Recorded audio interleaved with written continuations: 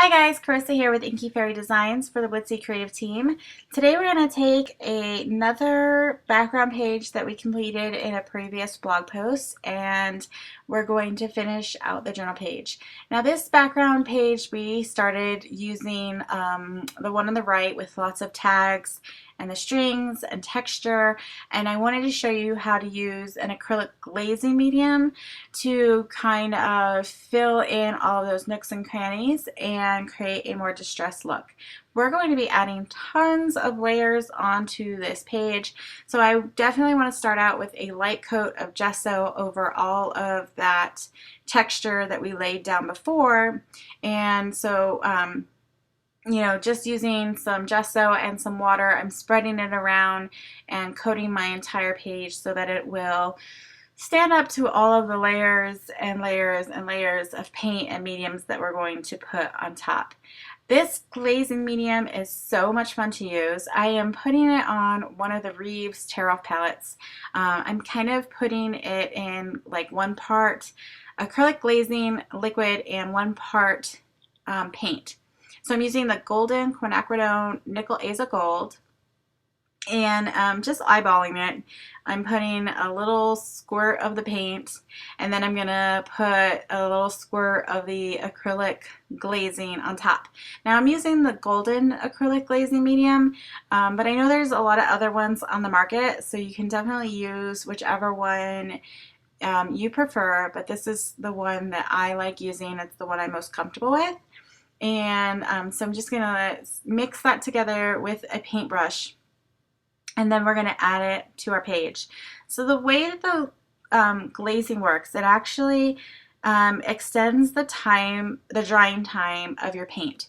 So I am going to put this all over my panel, and again we're working on a Dina Wakley mixed media board, I think media board, and but this also works obviously in your art journal pages, any of your art journals, on canvases.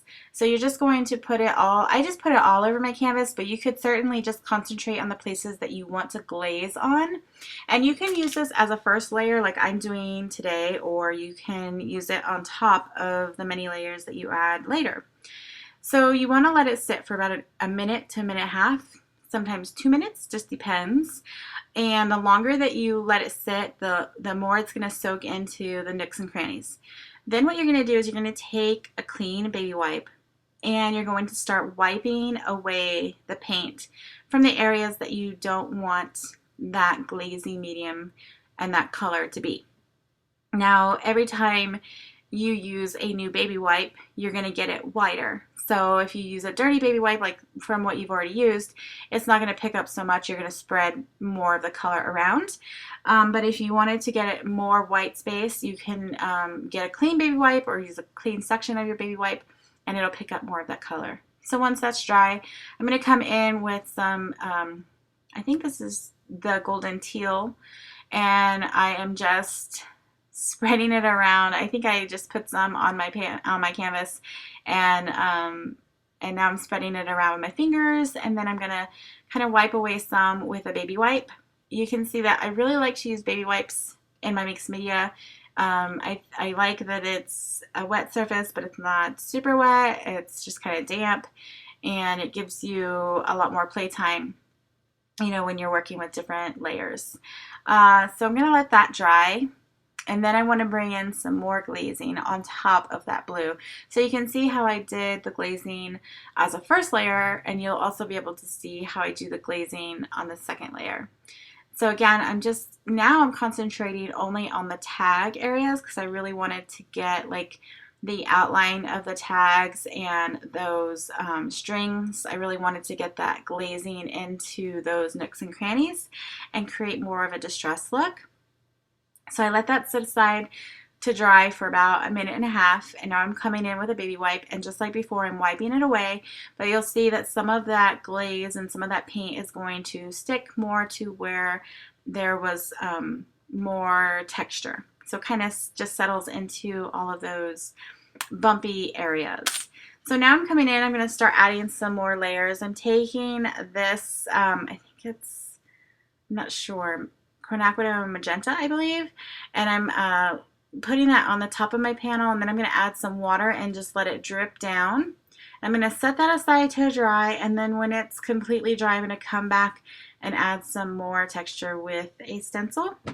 So now that it's pretty much dry, I'm a little bit impatient, so it might not be completely dry by this point. I'm taking this Donna Downey stencil and some Deco Art Media Misters in white and black, and I'm going to spritz some of that white towards the top where it's darker on my panel, and then I'm going to spritz some of the black towards the bottom and kind of overlap a little bit. And that just adds another layer and some dimension and some texture to my background. Now I felt that it was getting really, really dark, and so I wanted to bring in some white. So I'm taking Titanium White by Golden, and I can't remember what this is called. It's like the sequin, leftover sequin stuff, and I know it has a name, and I'm totally drawing a blank right now. Anyway, I'm using that as a stencil, and I'm just kind of sponging some of that white paint through it with a makeup sponge, but you could totally use anything you have on hand. And now I wanted to bring some more of that teal color back to the foreground of my panel because it kind of got pushed back with the additional layers that I added, and I felt that that magenta really darkened up this page, so I'm just kind of pushing that more towards the back as well. So with mixed media, it's just kind of push and pull and play and add layers. If you don't like something, you can cover it up like I'm doing here. I'm adding some more white to it because I felt that it needed some more white areas. And so I'm kind of mixing those two colors together until I'm happy. So you just kind of have to work with it until you are satisfied with the outcome. There's a lot of experimentation in mixed media, and there's a lot of pushing past the ugly in mixed media because there's points where I want to give up and say, oh, this is just not working. It's just not going anywhere. But then as I keep moving forward, as my kind of title of this piece becomes, forward motion, it ends up all working out in the end.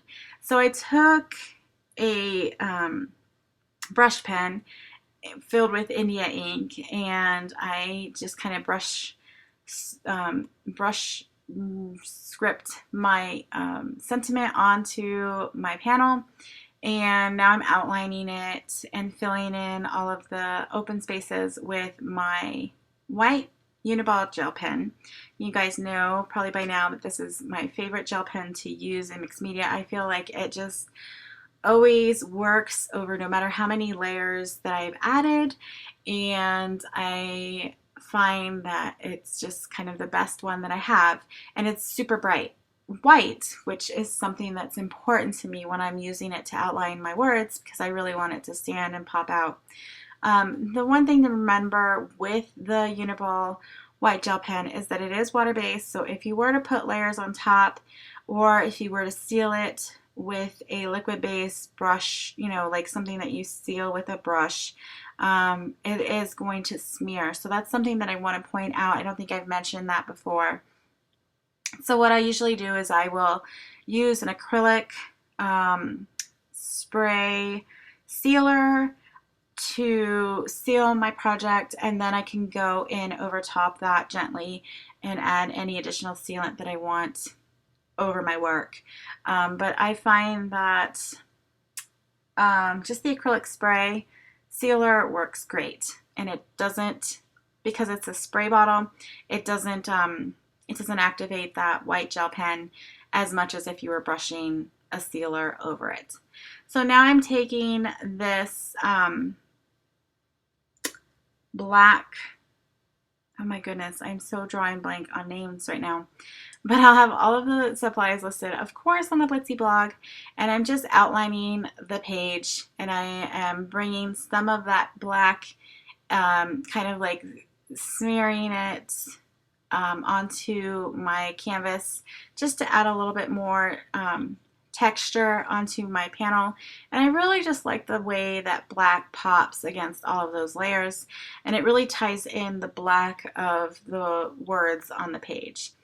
So I thought I was done, but then I kept looking at it and I thought it needed just something a little bit more. So I'm taking out my Dr. P.H. Martin Bombay India ink and I'm covering my title, and I'm going to just kind of drop some drops onto some ink splatters onto my panel.